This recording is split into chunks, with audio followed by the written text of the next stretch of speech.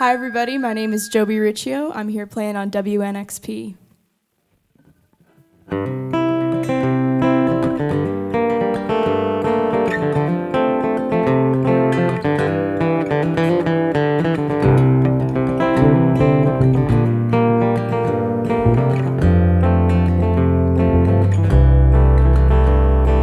I've been trying to swallow the sun.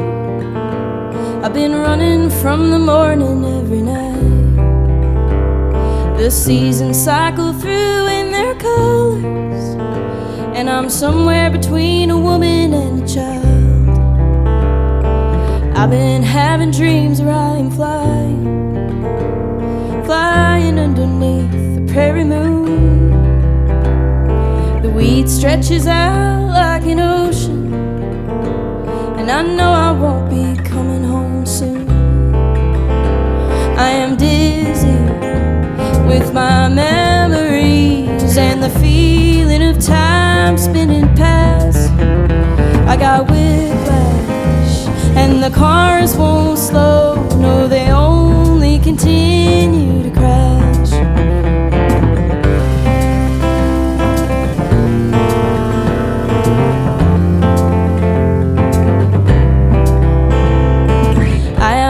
He thought himself a cowboy, but I thought cowboys were brave. And he went running off like a coyote, running with his tail between his legs.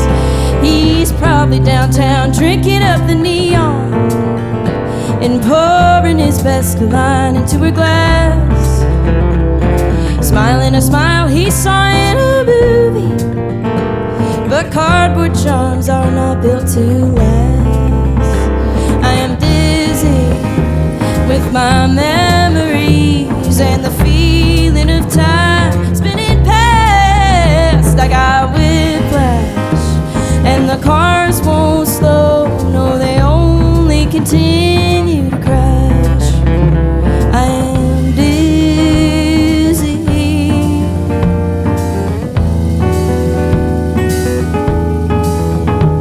I am dizzy with my memories.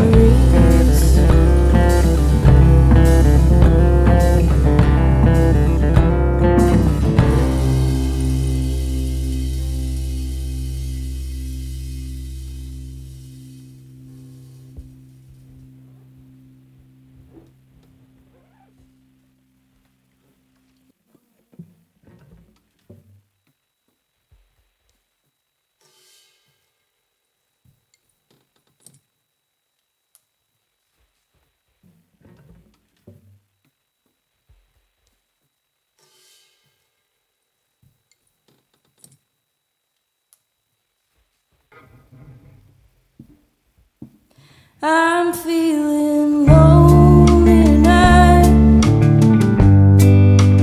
I'm feeling blue. I don't wanna sing for strangers. I wanna talk to you. It's been a long, empty day. Nothing much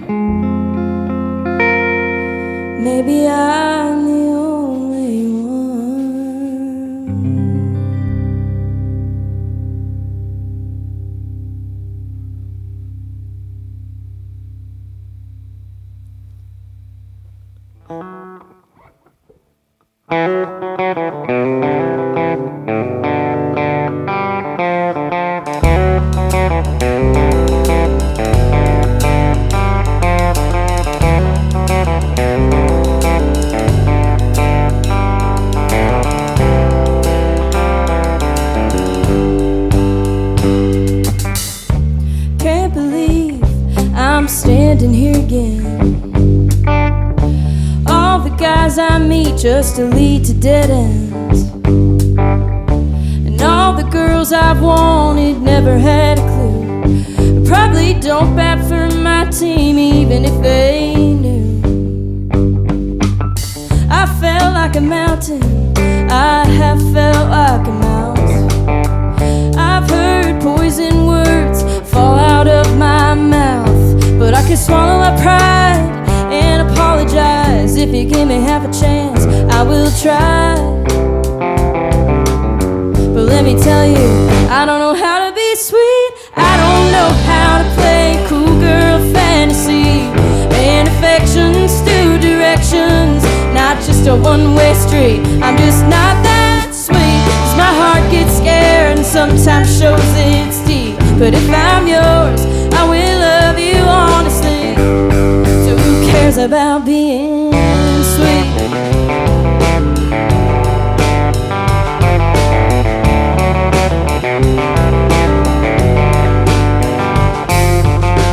Tried to be softer, more digestible. Diet versions of myself, terrified of feeling full.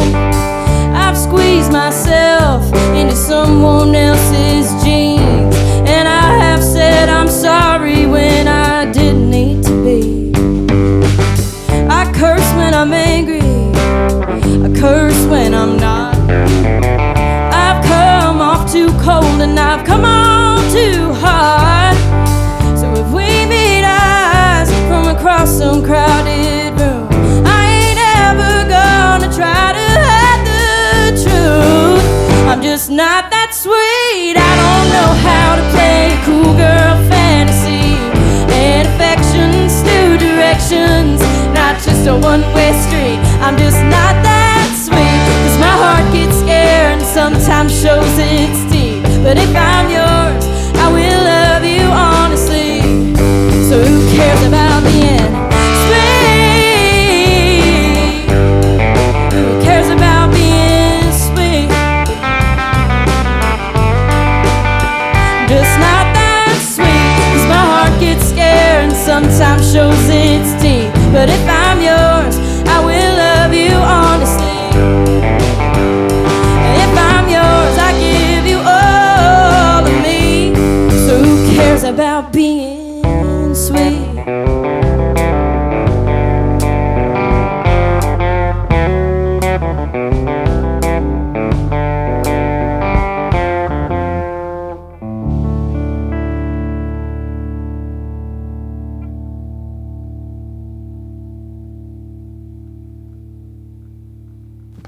I'm Jason Moon Wilkins. We are here in WNXP Sonic Cathedral with Nashville-based artist Jobi Riccio.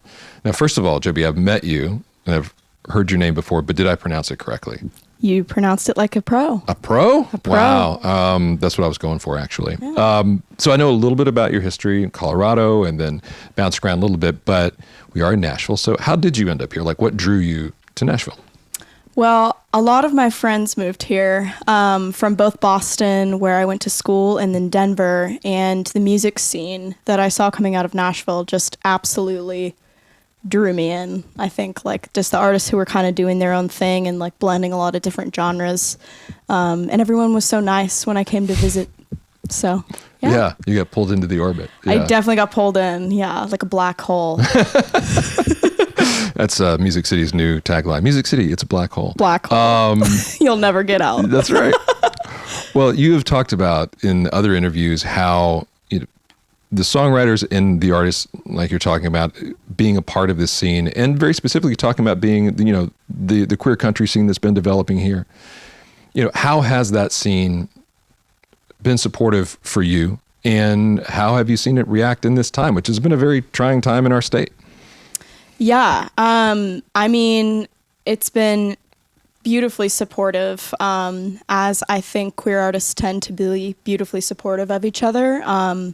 I think more than anything, we've just taken sort of a shift into like, okay, back into the political minded action, like, because it's I think for me and a lot of other people in music, gay or straight, like it's just about being in community spaces and being in community, whether that's at the Capitol or whether that's at a show, and like being with each other in real life, in real time.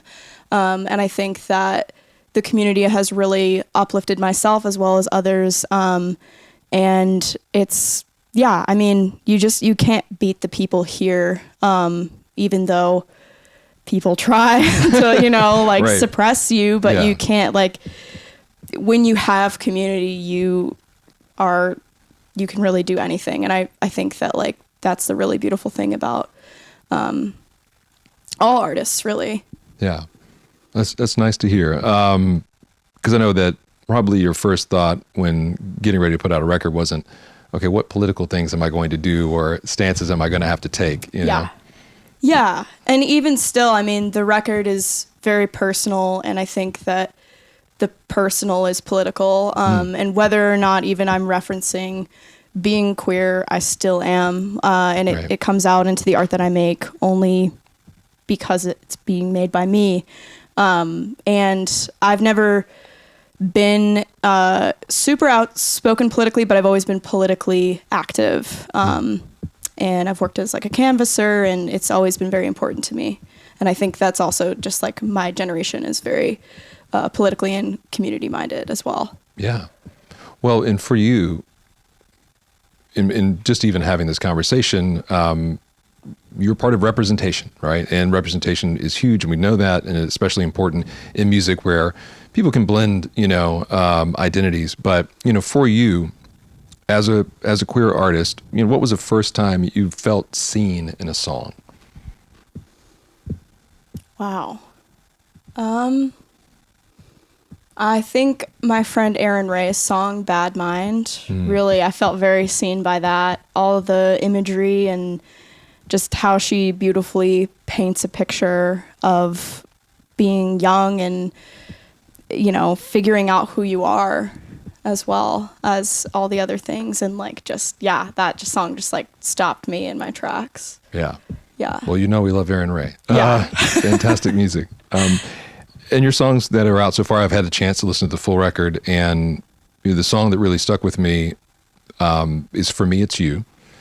I think it's beautiful, and I love how you totally pull the rug under, from under the listener, because you start the song and it just sounds like, oh, this is a love song. It's this beautiful love song, and then it moves more into this melancholy state, and you realize it's a bit of a heartbreak song. Structurally, it sounds like the kind of song of someone who's listened to other songwriters and thought about that.